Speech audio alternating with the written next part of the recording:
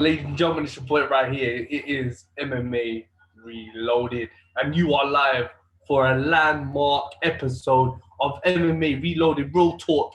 It is episode 20.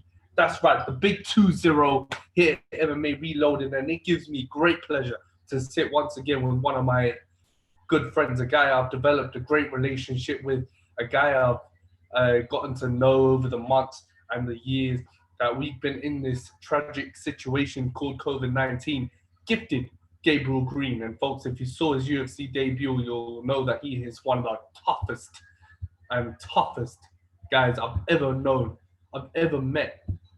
Yeah, folks. So what we do right now is we will invite gifted Gabriel Green to the podcast.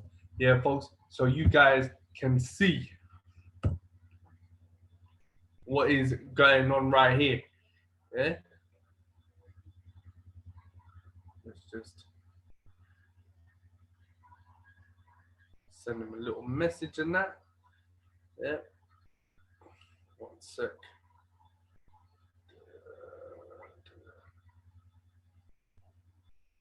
Folks, send a little message thing.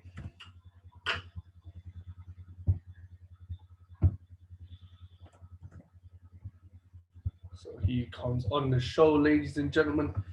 It is going to be a real pleasure to sit with this stud again, gifted Gabriel Green, folks. And I guarantee now that he is a UFC welterweight, folks, we will see he's a UFC competitor. We will see a whole different side of gifted Gabriel Green. We will see a more mature side of gifted Green. And after going into war with one of the fastest rising stars in the UFC, Daniel Rodriguez, gifted Gabriel Green. We'll chat about that. We'll chat about a lot of things, man. And folks, I'm looking forward to this one. That's for sure. Let's just message up gifted. Let's see.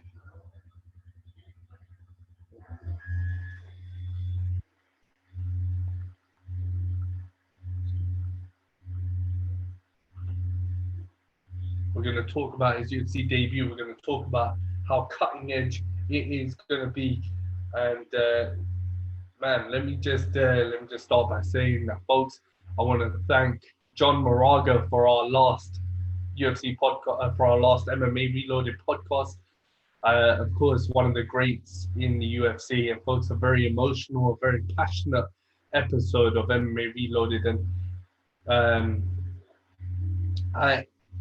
I want you guys to check that one out because it was something that I enjoyed chatting with John Moraga about. It was one of the most real podcasts, folks, I think we've ever done in terms of emotion and just straight, genuine and generosity. In my opinion, folks, John Moraga did not say anything offensive, and we were kind of obviously trying to watch it. It is what it is, folks. Everyone has their opinion. People on social media say a lot of shit, and he's right. A guy that as experienced as John Moraga has a lot to say about the game today, and I was glad that the way he acted was just that of a great guy, man. He was a great guy to chat to and very down to earth. Doesn't like to be acknowledged for his UFC flyweight work, although he does respect fans that do acknowledge it. I go from a veteran to a young stud in gifted Gabriel Green.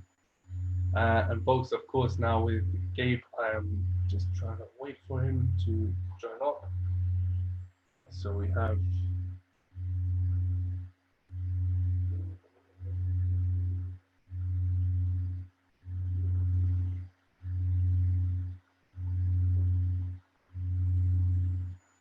he did say 9 o'clock. So we are going live, folks. His time 9 o'clock. So there's SoCal. There's SoCal, man. So it's about 2 minutes left, folks. Let's do this.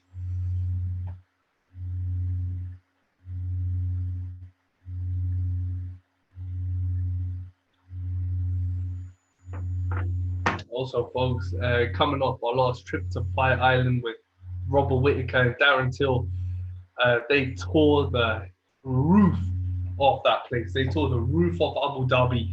They practically capped off 3 spectacular trips that the UFC made to Fight Island with a bang. And I have to say, what we saw from Fabricio Verdum making a statement in his last UFC appearance, folks, what we saw from Khamzat Chimaev, what we saw from winning 2 fights in 10 days at 2 different weight classes. Who does that? Who does that? Nobody. Nobody does it. He's already being compared to Khabib. It was a great night for the European fighters. I think Francisco Trinaldo versus Jai Herbert sort of had a lot of guys, a lot of fans uncomfortable with that finish. And I've got to say, I will try and get Gabe's views on that one too, because it is such a delicate topic as to when a judge should stop a fight and why they should stop it and what the actual positions are of the fighters when the fight is getting stopped. I mean, you can't go in there, get dropped, da, da. The guy's wailing for about, and Francisco Trinaldo just dropped Jai Herbert, yeah?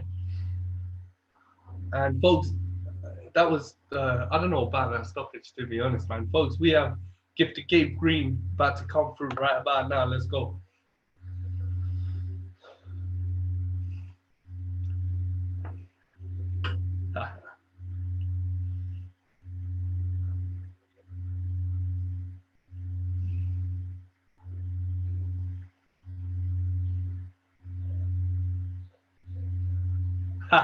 Gabe, what is going on, my brother?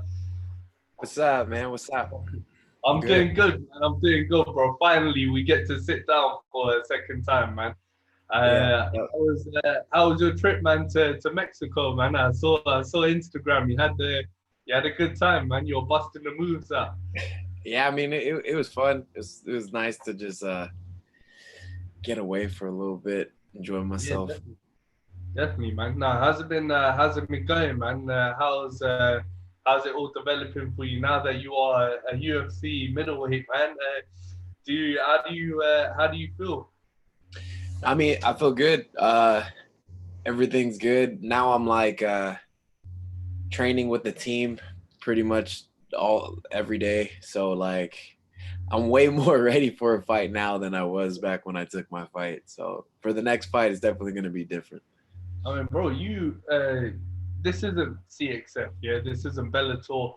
This isn't a regional circuit, bro. You are a UFC fighter, man. This is it now. This is a big show. And, a lot of guys, even in a loss, yeah, to one of the fastest rising stars in the UFC, and Daniel Rodriguez, you showed balls, man. You showed you got the balls, you got the toughness. Yeah, so step in there and just go to war, man. And you took him to a distance, bro. You took him to a decision. How did that feel to you to do that against a guy who's already made an impact in the UFC? Yeah, I mean, because I usually fight at 155, and then so I was fighting him at 170, and so going in there more than anything, I was especially like him, you know, he was knocking guys out at 170, so I was just like, all right, let me see how hard this guy hits, you know, and that's what I was like, let me see how I, you know, like how much power I got at 170, and yeah, I felt like I could take everything that he could throw at me, and I felt like when I was landing some shots, he wasn't like just walking through them, you know. I felt like, you know, he felt the power I had, so definitely makes me feel like I could fight at 170, you know. And then I mean, I have really good cardio. I'm known to have some pretty good cardio. And going into that fight, my cardio was, I think even the commentators, they commented on my cardio being pretty good, and they were impressed by it. But in actuality, like that's like, if I felt like I was stuck in third gear, because there's so much more that I have usually when I'm, you know, training for a fight actually and have a camp going on. So yeah, there's a whole lot more gifted in store for whoever my next opponent is. That's for sure. Oh man, I mean, they just got a glimpse of gifted in this one, man. Bro, watching that fight, you look bigger at 170. Yeah, just like generally, you look bigger, you look faster at 170 too. Do you see yourself just now as a UFC competitor? Do you see yourself staying at 170, or do you see yourself going back down to 155? I think I see myself staying at 170 because at 55, I would just be, I would run, I would do sprints, I would do long distance runs. I would do some push-ups and like some pull-ups occasionally, some movement and like functionality stuff with functional patterns, but I never really did anything to put on like actual muscle or anything. But now, like at 170, I can actually like I don't know, I just feel like fuller and stronger, and like it just my body feels happier. So I think, and then like I said, now that I felt his power and I felt like how strong I am naturally at 170 before I do any kind of like real strength training, I can do 170, and I think I'm gonna be a better fighter all around. So yeah, I think I'm gonna stick with 170. Yeah, man, I think 170 is a great place for you, man, because you're a big guy naturally, man. And bro, you came into to the UFC with a reputation to real MMA fans, fans that have been following MMA for a while, and like myself. And I have to say, bro, your DMs, man, must be going nuts right now, bro. Instagram, social media must be going crazy for you after that. Yeah, I mean, I got a lot of love from people. They were, I mean, yeah, there were a lot of people saying that they're super impressed with my performance and everything. And I appreciate everyone reaching out and telling me, talking to me about it. Someone actually just hit me up yesterday. They DM'd me talking about like, even though I lost, they were super impressed and they earned a new fan. So that's always good, just it's always weird though when you lose a fight and everyone's telling you, good fight. It's like I guess it's like the competitor in me. I'm just like, hey, like it wasn't good enough. So it's just there's that like we were talking the last time I was on here. Just losing sucks, leaves a nasty taste in your mouth. So on to the next one. I'm ready to have people tell me good fight when I actually won. That feels a whole lot better. Hopefully, have you heard anything about from the UFC as to fight next, or? Nothing's in the works. Well, like nothing set. No date set, but I have a feeling it's gonna be like September or October. Definitely another one before the year's ended for sure. And I can't wait to get back. Like it was so going to fight this, like I haven't fought in forever, and then my first fight back is in the UFC with no training camp. It was Tracy comes and picks me up. My head coach Tracy comes and picks me up at my house, and he's like, all right, well, like we're going to Vegas. I'm like, we jump in the car. It's 4 a.m. We're in Vegas by like so he calls me at 4. He's at my house by like 6, and we're in Vegas by 10. And then like I'm running around doing blood work and all this stuff, and I hadn't even. And then we're doing pad work that night, like getting a little sweat in and stuff. And I hadn't worked with my coach in like 2.5 months, because of the whole Corona thing shut everything down. It was the first time I've seen him in forever. But like we were doing everything we could. It wasn't like I wasn't gonna learn anything new anyways, So the game plan was just to go in and just fight, just all right, do what you do, just go out there and fight. So I mean, and that's what I did. I know looking back, I've watched the fight like 1,000 times, and like I did okay. I didn't do a lot of things that were there was like glimpses of things where like, oh yeah, that's like me right there. But there's a lot of things that I did that I was just really rusty, or a lot of things that I didn't do that I usually do. So yeah, no, going into the next fight, it's gonna be pretty awesome. Having a full on camp and being able to do my thing. I mean, that's definitely my next question, bro. I mean, obviously a natural lightweight, and then staying on 170. How do you see that the state of the 170 division in the UFC, bro, as it stands? As with Kamaru Usman as champion, and of course all the shit that happened at UFC 251, Usman beating Masvidal. Have you had time to sort of now sit back and as a UFC fighter look at that division and sort of see, yeah, man, yeah, fuck yeah, gifted Gabriel It, Green the welterweight top 10 for sure. it's pretty funny because like when I watch a fight now, I'm like looking at the TV and I'm like, those are my coworkers. It's like, you know, it's pretty crazy. But yeah, I mean, I'm not worried about anyone in the 170 weight class. You know, I'm just trying to go out there and win all the belts. Get the BMF belt, get the get the championship belt, just all the Oh, belts. Everyone in the 170 belts, whoever got a belt in anything, I'm gonna go take it. let's do it, man. Let's do it. Shit, I'm ready for that. I'm ready for Gabriel Green versus Mike Perry, bro. Um, You know what's funny? Mike Perry looks a lot like my older brother. It's kind of hilarious. So, are you and serious? they're like the way they kind of talk, like and say some things are kind of the same too. So it'd be funny because my big brother used to beat me up a little bit. So it'd be me being able to beat up my big brother without actually beating up my big brother. So that'd be funny. I'd be all over that. Oh man, I'm straight for that, man. I mean, Gabe, you're used, bro. Yeah, you love to scrap, bro. Yeah, and you love to go on the ground and you're quite a physical guy when you get in there, bro. Did you know anything about Daniel Rodriguez before you came into this fight, or what was your mindset going into this one, man?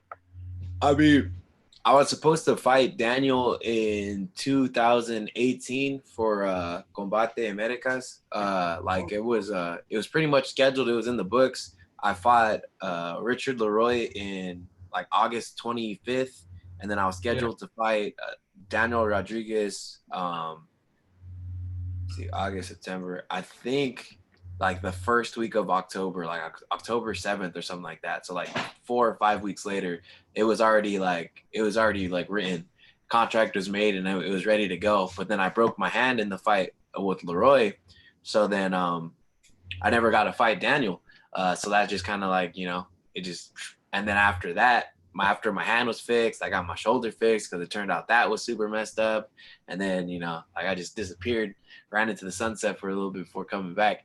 And yeah, so I mean, I had already seen a little, I was mostly focusing on, you know, Richard Leroy because he was the first fight. But I did scope out Daniel Rodriguez a little bit. So I knew a little bit of things, thing or two about him already. And then, so I was kind of familiar with what he was doing, what he can do, and everything like that. I mean, of course, it was like everything in my mind mentally was from like 2 years ago. So I mean, he did develop a little bit more as a martial artist since then. But man. yeah, and then once I got the call in general though, and the UFC was like, "Hey, come down and fight. If you want to fight, be here at this time." Regardless of who it was, I would have been down there. The fact that it was Daniel was pretty cool because I was already supposed to fight him and we never got to fight. So I mean, that was like, oh, it's cool. That guy, yeah, I'll be all over that. But realistically, if they would have told me to go down and fight anybody, I would have been like, all right, I'm away. I mean, bro, uh, when you came in, man, you're a guy now that loves to be active, bro. Yeah, we touched on this in the last episode when you were on. You told me you love to be active. You don't want to sit out for too long. And then you're a guy that loves to you know just go back in there and do it. Yeah. And now that you're in the UFC game, yeah, do you think your activity, obviously, bro, yeah, your activity there is going to be quite limited. You'll get fights if and when, yeah. But how does that make you feel, man? Because I know when you were fighting regionally and Bellator, you were getting fight after fight after fight, bro, quite quickly. Yeah, I But now, mean, it. yeah, I do. Like I said, I do like to stay active. I do like to just fight all the time because fighting's so fun. But yeah, I definitely feel like in the UFC, it's definitely going to be limited, at least for right now. Because I mean, look at like Cerrone, he's fighting every month, every couple days. So, or even who just fought on the card? He had like a 10-day turnaround. So the Russian yeah, guy. yeah. So I mean, it's definitely. I feel like I'm gonna get there eventually. Just gotta up my stock a little bit more. make the people, or show that the people want to see me fight, and I'm willing to fight. So once I get there, I'm pretty sure I could be a little bit more active. I'm probably going to be a little bit more slow to start, and then we'll see what happens from there. Bro, it's just your first fight, yeah, in the UFC, man, and of course, shit doesn't come up overnight. Yeah, you're gonna continue to grow, and you're still in your prime, bro. And I think at 170, I can see a lot of big things for you, man, coming up. Um, when we touch into now being in the UFC, and of course, your routine is going to get a lot stricter, and in terms of training and weight cutting and things like that. What is your normally, Gabe, when you train with your coaches? What's your plan, man? Do you have a set routine, or do you just take it day by day? I just well, it's a little different now that I'm fighting at 170. Regardless, because before at 55, like I didn't really do much strength shit. It was kind of just like mostly cardio because I was a pretty big 55. Or if I did like a push up, I'd never make weight. So I stood as far away from strength conditioning as possible. Now that I'm at 170, I got like real strength and conditioning programs to work with pretty much Monday through Saturday. So I got to add that to my little schedule. And then the weird thing is like Corona's still going around, so a lot of gyms and stuff like that are shut down. So but I'm still getting in where I can. I'm training with another team. Like my gym that I train at, usually Affliction, with Tracy at Subfighter, that's still closed. So I'm at the body shop right now. That has some Bellator fighters and stuff like there. So there's still a lot of high caliber fighters there that I'm working with now every single day. So it's like, it's just team practice in the morning, my runs, then I got my strength and conditioning, and then I go back for another team practice later. I'm still getting a whole bunch of work in, and just excited for the next stuff. Nothing's really changed too much besides really focusing on getting a little bit more mass on me to compete with 170 guys. Getting to know you, bro, yeah, and the way we talk to each other and stuff, yeah, bro. You still have that down to earth personality, yeah. Because with some guys, yeah, bro, yeah, being in the UFC, the kind of smoke just goes up their ass, and you kind of think that, oh shit, yeah, I'm in the UFC, yeah, I'm gonna be making that money, but bro, when you look at that, yeah, and you take that and combine it with social media, and now you're in the UFC, yeah, social media is going to get bad or it's going to get good, and people are going to always keep talking and talking and talking. How do you feel about social media now, bro? Because now in the UFC, are you going to pay attention to it, or are you gonna look at the comments and see, oh shit, that fool said that, that fool said that? Nah, I mean, I don't.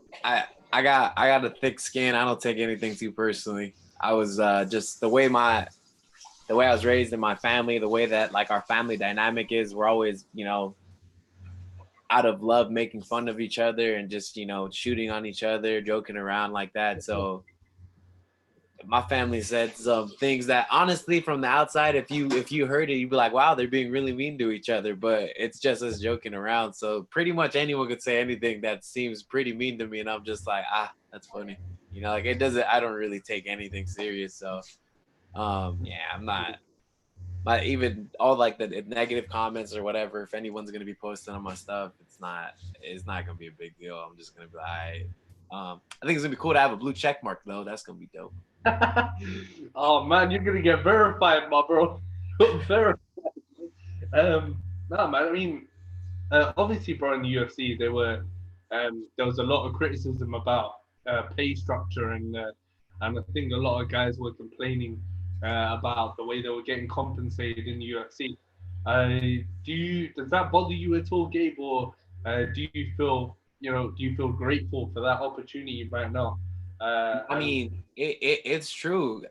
Fighters are pretty underpaid, and it's ridiculous. Like I lost that fight, and I still got paid way more than any other regional scene. It's like it's crazy. Like Does it work I both think ways? in the regional scene, you're probably gonna be maxed out like at like 5,000 to win a fight. You know, that's so you're thinking all these fighters are going out there and you know they're doing their thing. But if you're fighting locally, even if you're fighting for a belt, you know, you're getting like 5K.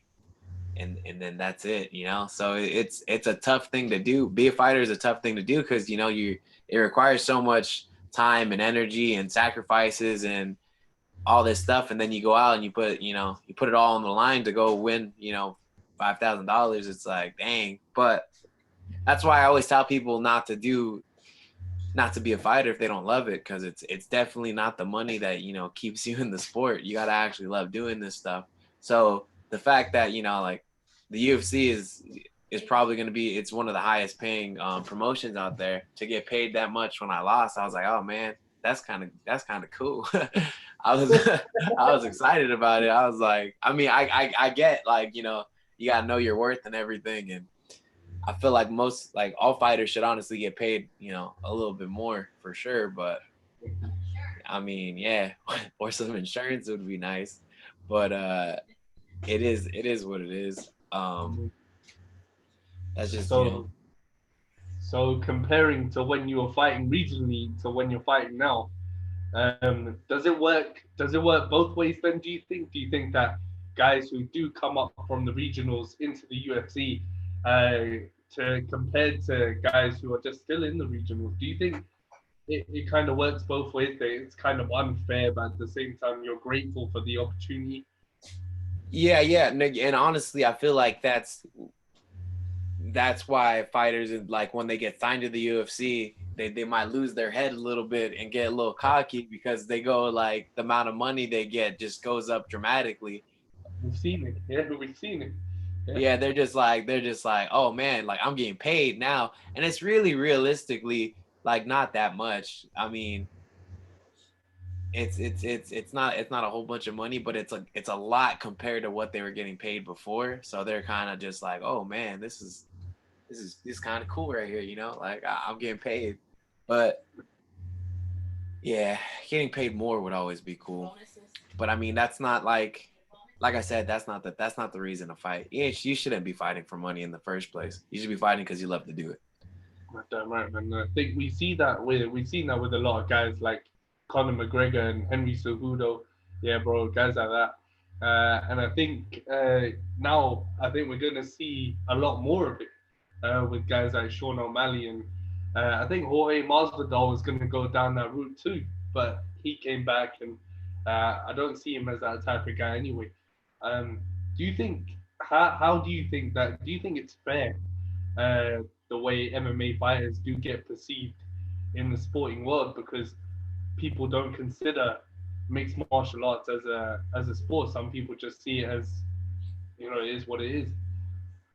No, I mean, I think, yeah, a lot for some reason. Well, with us, I think it's the cage. It just makes us it for some reason, just like they see a cage and people think we're just animals without brains or anything. It's a little unfair, but I mean, I mean, it is what it is. I'm not worried about what people think about me in the first place. I'm just gonna go ahead and do me, do what I love to do, worry about myself, worry about my family. But I mean, yeah, I when people introduce me, they'll be like, "Oh, this is my friend," you know, and then if they ask me in the conversation like what I do for a living, I'm like, "Oh, you know, I fight," and then they'll be like, "Oh, boxing?" I'm like, "Oh no, like, you know, MMA," and they're like, "What's that?" I'm like, "The cage one, the one in the cage," and then they're like, "Oh, like there's always like almost like, oh, you do that?" Like it's like negative or something like that sometimes. Unless, you know, they're a fan, if they're, because there's the people who are a fan of MMA and they get a little stoked, but I think it's weird because everyone who's in the MMA community thinks that because of how big we see, you know, MMA is, it's like, man, everyone knows about this stuff and it's like really big, but there's still, you know, there's like what, almost 8 billion people on the planet. There's a lot of people who are outside of the community who are just like, what's that, you know, like, and then they think, or they know kind of a little bit about it and they think UFC is the name of the sport, you know, versus the promotion. They're like, oh, so you train UFC. It's like, Like, no, it's No, MMA. that's what Yeah, annoys me a lot. You know, that's what pisses me off, bro. Because I've seen a lot of um, people say, "Oh man, you know, he's do you even UFC, bro?" And like, what the fuck does that even mean?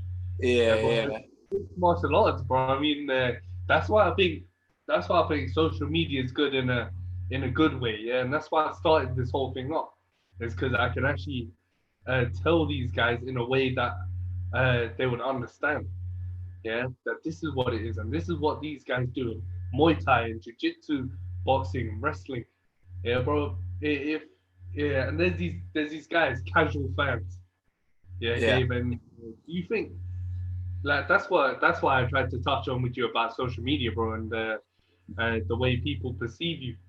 And I'm glad that you don't take that notice, yeah, bro, yeah. because there's no point. None whatsoever. People can say what they want to say. It's just words, man. As long as they're not coming out here trying to beat me up in the street, I'm okay with anybody saying whatever. It doesn't matter. Yes. But yeah, I mean and that's the another good thing about everyone using their social medias, and the fighters should really like utilize the social media big time, because everyone just sees us, they go in there, they see us fight, and do, kind of brutal things to one another, and then they see us leave the cage, and they don't ever get to see our personality and get to, like see the person past the fighter. So that's like another good thing. Fighters really got to go out there and just not post pictures of, the fights. Yeah, people want to see that, but you gotta throw your personality out there and let them see that person too, so they understand that you're more than just a fighter, like, a lot of fighters got degrees and stuff, and for some reason people think they see guys go over there fighting for money, and they think we're all just dummies that don't know anything besides knowing how to like smash each other's faces. It's like, nah, we got layers. We're people. That's it. Nobody understands, especially even when you're in the cage, yeah, bro. And this is why I try to perceive is that it's not barbaric. You guys aren't animals, yeah. There's a lot of intelligence and a lot of strategy that goes into being a mixed martial arts fighter. And this is what these guys don't understand is that martial arts has been around for hundreds and hundreds and hundreds of years. And these guys think that, oh shit, when they think of martial arts, they think of a Bruce Lee movie. Yeah, but I'm like, bro, it's not it, man. Yeah. I was like, Yeah, it's great to get inspired by it. But if you look in real life situation in UFC or MMA, yeah, itself, yeah, go and study and look at what these guys do, yeah, bro, and the yeah, no, weight cut, it's a yeah. whole lot. We got, standing in front of someone, you flick out your jab, you see what they're doing, you got to see how they react to it. If they change levels with the jab, if they slip that way, if you slip that way, if they freeze for a second, and then you're like, all right, that's how they reacted to my jab. Now I'm gonna throw the cross, see what they do for that. Like there's so much, and then that's just that. Then you pick up your knee, you see what they react to with when you start moving your leg a little bit. There's so many reads and so much stuff that you have to check, and then that's just stand up. Then you go to the floor, you shoot a double, you grab a leg, turn the corner, and then you're on top of them, and then it's a whole nother game on the floor that we have to be very versatile and um, just knowledgeable with. So it's just a whole bunch of stuff layered on top of each other, and yeah, it's pretty. People think that we go out there and we just throw haymakers, but I mean, and there's a time to do that, but there's a whole lot more besides that going on that people have no idea. I mean, there's a couple of topics that I want to touch on with you, Gabe. Is one of the hottest things about being a mixed martial arts fighter is your commitment, right? And one of the things with that commitment is your weight cut. Now, a lot of guys in the amateurs and regionals, it might not be as strict, but as you come up, weight cutting becomes a lot more prominent. How do you perceive a guy cutting weight? How do you perceive weight cutting in mixed martial arts today? Let's say for a guy your level in UFC, or even guys below that, uh, do you think the professionalism should be the same? I Um, feel like, I think as far as professionalism, I think you got to take anytime you sign that line and you say you're gonna make weight, you got to make that weight. That's 100. Like it's your job. So you said you're gonna do it, so go do it. You know, and that's far besides just fighting. When you say you're gonna do something in life in general, go do it. Especially if you signed the thing saying you're gonna do it, you just got to make it happen. My weight cuts actually gone. I would do the opposite. Like when I was fighting before at 155, it was pretty tough for me to make 155, and I made it happen all the time. So now that I think I'm sticking to 170, my weight cut to fight Daniel was super easy. I was chilling, like it was relaxing almost. It wasn't a big deal, you know. And I think there's diminishing returns when you cut too much weight. I know you want to be the bigger, stronger guy, but at the end of the day, if you're dehydrating that much, you're not going to get it back in, you know, all those hours. You're not going to be, it's just not even worth it. So you gotta find out at which weight your body feels the best at, you know? And, I think that's like, for me personally, like I was saying earlier, I think 170 is a lot better for me. Because at 155, I'd show up and I'd be, you know, I'd put on some weight and I'd feel okay, but I definitely feel like I was missing a little bit of a step. Like I wasn't able to have like as much pop as I did like this time when I made weight. I felt like the next day I was feeling good. I didn't feel sluggish. I felt like I had pop and I could move. So I was just like, oh man, you know what? So 170 thing feels good. When I was doing 155, like I did good and I was winning my fights, but I definitely felt like I didn't feel as good as I should, you know? I felt like I wasn't as good as I should. So I think, and it's becoming a lot more prominent. People are cutting a lot less weight. And I think that's the way to go because, if, like in California, actually, they passed this, the new regulation is after you weigh in for pro fights the day before, you can only gain back 10% of your body weight. Otherwise, they're going to tell you to go to the next weight class up. So if you're fighting at 155, you can only gain 15 and a half pounds. And that's after the weigh-ins. Yeah. So you weigh in at 155. The next day, you can only be 171. Otherwise, I think they've done it already. So there hasn't been a fight in a while, but when 2020 first started, they were only allowing 55ers to go up to 171. So if you fought at 170, you're able to go up to 187 in California to prevent, you know, people from cutting too much weight. And because they've died weight cutting water. So, but it's just making things weird because now you fight at 155. Let's say you get up to like 185 the next day. They're going to be like, oh, you can't fight. So the fighter wants to stay at 155. So now he has to like cut weight, rehydrate, like eat some food, and then almost cut weight again when they weigh him again before he gets to show up on fight day, if he wants to stay at 55 and not go up to that next weight class. So it's like, that's not healthy. At that point, I'd be like, just, you know, go to 170, man. It's not going to be good for you to cut weight and then cut weight again. That's just like, but I mean, and that's just California. That is the Nevada's not worried about that stuff. I think so far, as far in the United States, California is the only one who's like implemented that. It's a lot, man. Like and that was part of the discussion I've had with my coach too. I was like, man, 55. I think I've gone in at 55 and the next day weighed like 185, which is weird because when I was in camp at 155, I'd like be walking around at like 170 the entire time. So when I'd go to actually fight, I'd be like 15 pounds heavier than I had been in like the entire camp. It'd be, I think my body was so like hungry and starved for food that the minute I put food and water in it, it was just like, nah, I'm going to hold everything. So it made me, I would just kind of blow up with water and be just kind of giant. Yeah, I didn't even weigh that much. This time I weighed in at 170 and I think I got back up to like 180. So I weighed less fighting at welterweight than I did when I was fighting as a 55er, just because my body wasn't having to like suck in everything and hold everything. And I think that's what made me feel so good. When I was at 55, I kind of was sluggish, you know, like I was holding way more weight than my body wanted to, or was used to holding and moving around in. This time I felt pretty good because it was just like, you know, what I was walking around as. What are you walking around at now? Okay, Right now, I'm like 85, 85. chilling. Yeah, That's cool, man. I mean, 185, chilling. Pretty much eating everything I want. It's not really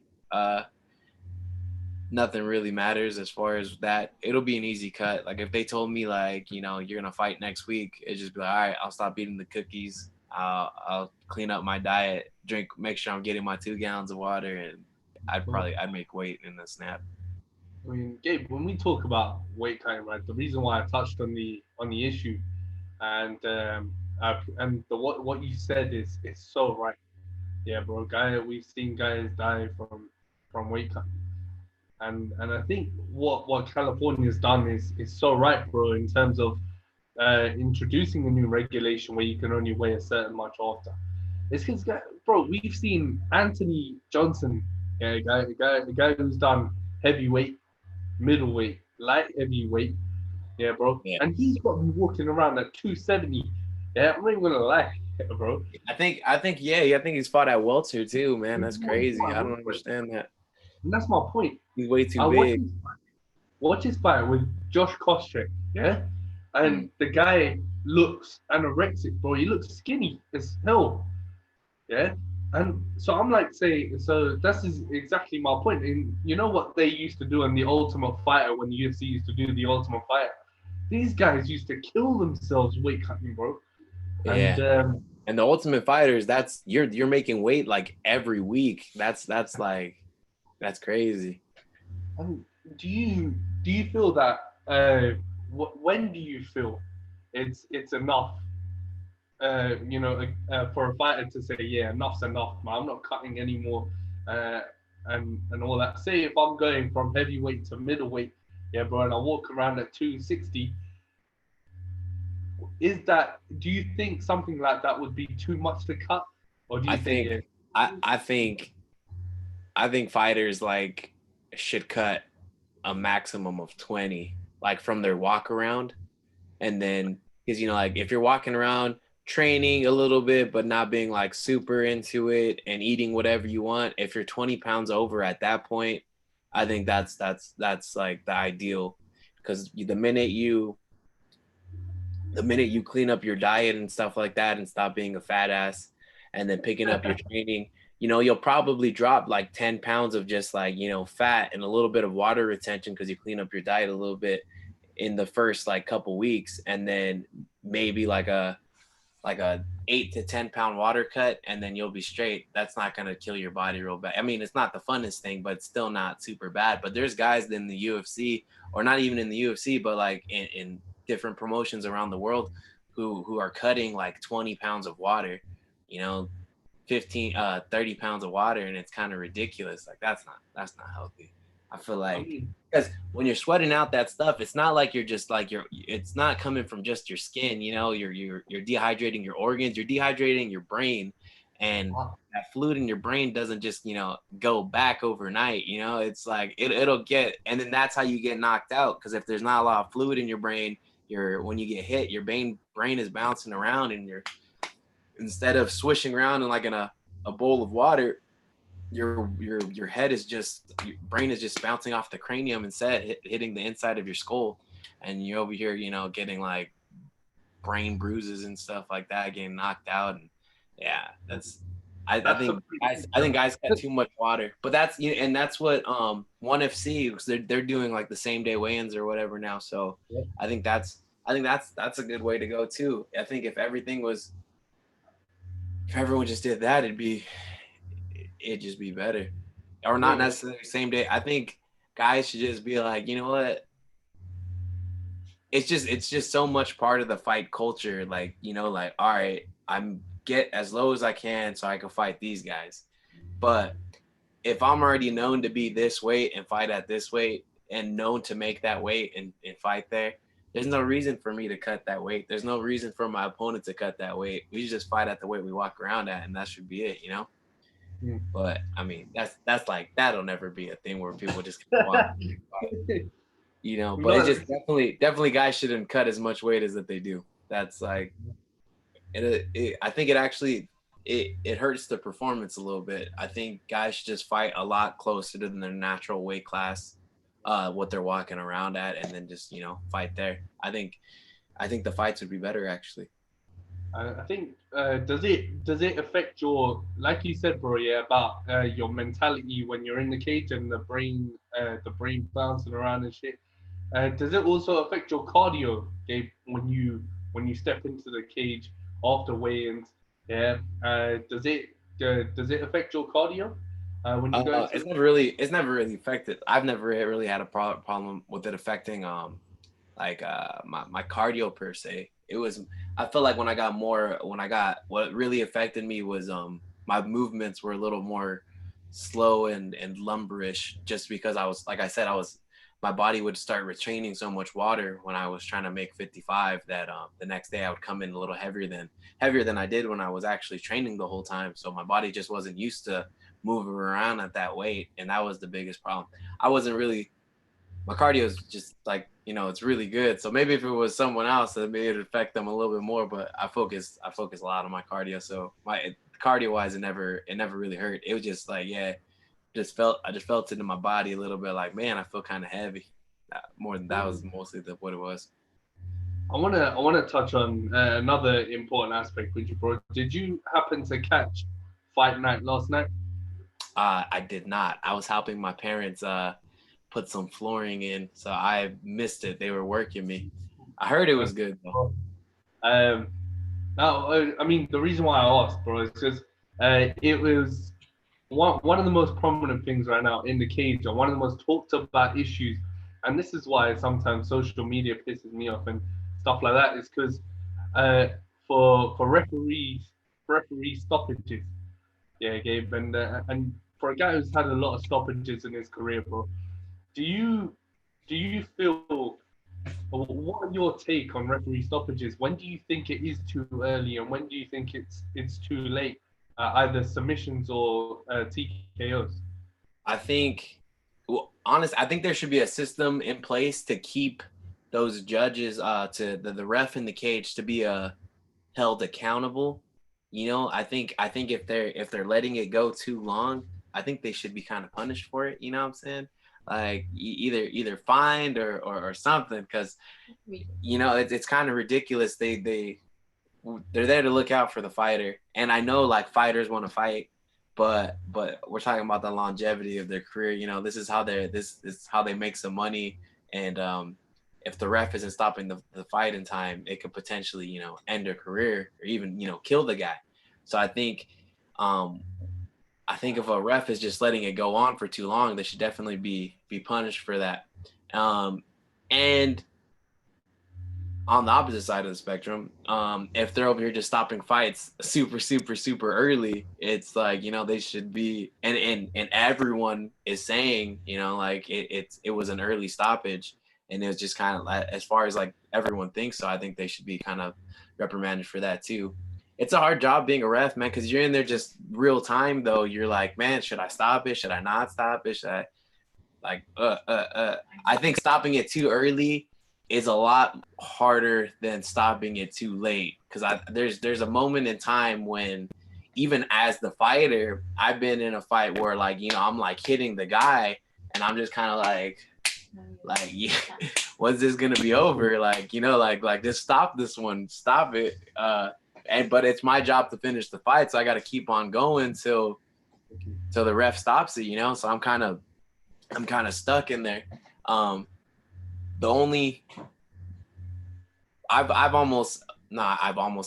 walked away from. I remember I was fighting a guy, and I like threw a knee, and landed on the rib, and then on the way down, because I dropped him, I like landed a hook, and I looked at him, and he like spit out his mouthpiece, and I just walked away, and the ref didn't even stop it yet. But I was like, oh, that fight, I was like, it's over. And so I kind of just called it myself. So like, and there's definitely times where fighters know like this is over, but technically, because the ref didn't stop it at first, if he would have got up and like came at me when I was turned around, you know, like he could have potentially knocked me out and that would have been the fight. But so it's like it's weird because I think there's a point where the fighter knows like, all right, you know, this guy's not doing anything, but the ref hasn't stopped it yet. So you're just like our hands are tied, you know, like some fighters do that walk away and they like kind of walk away, but sometimes the refs don't even stop it. And like, I mean, it's happened before where like they hit the guy, they drop him and they look at him like, oh, that's it. And they walk away. The ref doesn't stop it. So the guy gets back up and, you know, he comes back at him. So yeah, it's weird.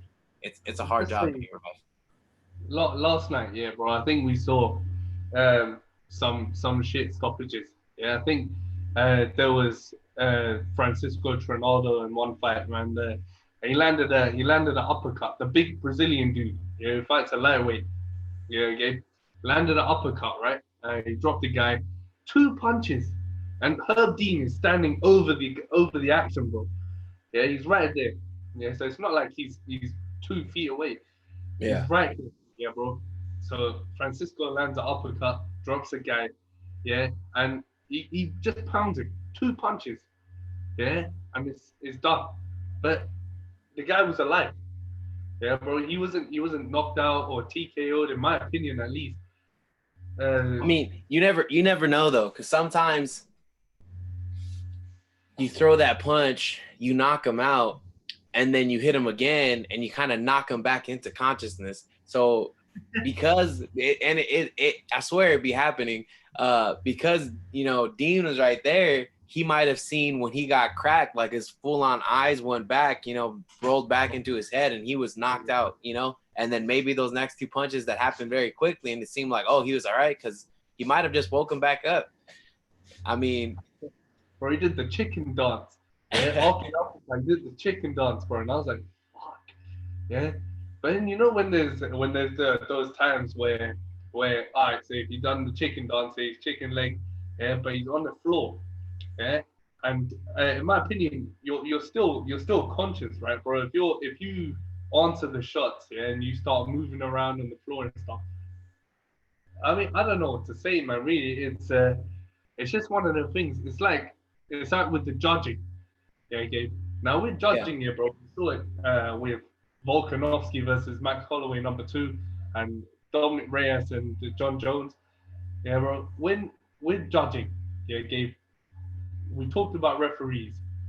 Now, what are your thoughts? I don't like judges, man. I don't like judges at all. I never want to leave anything to a judge.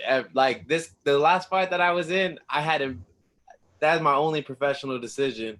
I've only had one other decision, and it was my very first amateur fight.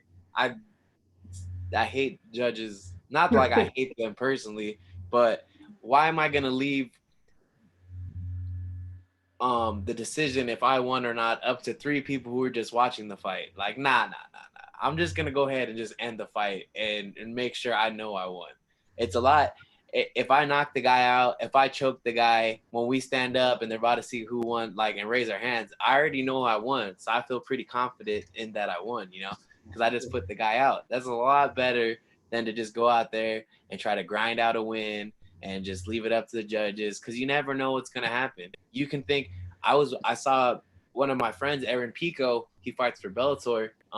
Yeah, he fought. Aaron Pico just fought, bro. Yeah. So on that card, they had some one guy, I think it is Claxton. Yeah, Taiwan Claxton. Yeah, Claxton. He fought some one guy who was undefeated, and I totally thought Taiwan won the entire fight with his cage control and then landing strong shots, but they gave it to the other guy. I was just like, what? Are you guys watching the same fight as me? This is ridiculous. I mean, it was, I think it was 48-47 on the cards. Yeah, bro. And I was like, all right, well, but decisions don't make a difference. It's just, that's the thing, you know, like, I don't think I'm never gonna go into a fight and then it be the 3rd round with like a minute left and be like, all right, I'm just gonna coast from here and I think I won. I will never ever do that for my entire rest of the time that I fight, because from the minute the fight starts, from the minute of the first bell to the last bell, I'm gonna do everything I can to make sure that I won, and without the judges being there to do any kind of decision making whatsoever. Because that's the thing, you can be thinking you won every single round, and then in actuality you lost every single one. So that's, I don't get how people do that. They be like, oh, I got this one in the bag, I'm just gonna shoot right here, hold him down for the rest of the round. It's like no, you don't know if you won or not. So go out there, don't coast, put him away. There's still time on the clock. Your job is to end the fight. Your job is to, it's not to just fight for 15 minutes. You're trying to knock out or sub the guy. That's the goal. The goal is to finish, not survive 15 minutes. The goal is to finish.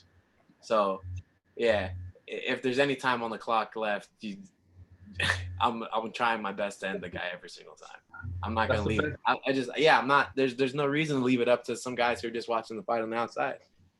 Do you think there's been a lot of rumors, bro? In Bellator, what they did was they start bringing Frank Trigg to referee some fights. Gabe. And in a lot of promotions now, they're bringing at least one fighter to referee their fight. Yeah, like Chris Levin did it once, and I think Frank Trigg has done it. Do you think with judges, the judges scoring this fight should be fighters, former fighters, legendary? I think there's definitely a good reason behind that.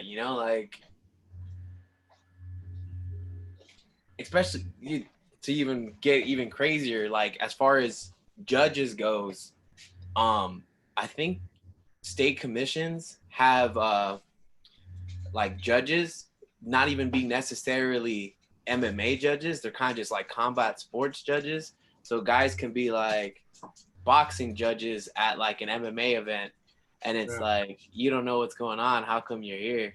It doesn't make any sense. Like I would fight at my first 2 pro fights were at a hybrid show where there was half boxing, half MMA going on. So like there'd be an MMA fight, then the next one would be a boxing fight, and then an MMA. And they had, the judges were the same judges for every single fight. So there'd be like, it didn't make any sense. You should have some boxing judges, and then you should have some MMA judges. Don't have the boxing judges also judge for the MMA fights. They're not gonna know what's going on if it goes to the decision. If this guy's a boxing judge and the entire fight is complete groundwork between 2 guys who are just grapplers, they're not even gonna know what to do. They're gonna be like, that guy? They're gonna give it to the guy who's on top, probably, because outside, if you're not familiar with jiu-jitsu or MMA, or like, ground stuff, they're like, oh, the guy's on top, so he's winning, not knowing that the guy on his back has all kinds of submissions that he's going for. So there's just, I think whoever's judging definitely has to just be, if not an actual fighter, someone who trains and is very well versed in the sport. Definitely. I mean, bro, you've basically just touched on it right there, man. I think it is a good. I think you shouldn't have boxing judges judging MMA. You shouldn't have guys who don't know what the fuck's going on to judge a sport that they know nothing about. So I think what we know and what we've seen and what we've talked about today is kind of touching on the aspects that people don't really understand or people just take for granted. Bro, and I think weight cutting and I think things like that or sometimes they are taken for granted. People do take advantage. I think also respect and trash talking and stuff. Bro. Gabe, it is always a pleasure to speak to you, my bro. And I know we have to. I know we could talk for a lot longer than this, my bro. But I don't want to keep you. I know you got shit to do, bro. But thank you so much, man, for being for sitting with us again today, man. Part 2 of Gifted Gabriel Green. I mean, of course, dude. Whenever I got time, whenever you want me on the show, just reach out for me. We'll figure out the date and we'll make it happen. I don't mind.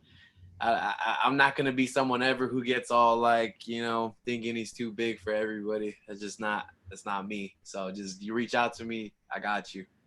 Always, man. It's always love between us, my bro. I thank you so much, man, and I look forward to seeing you back in there, man. Thank you. All right, man. All right, man. Peace.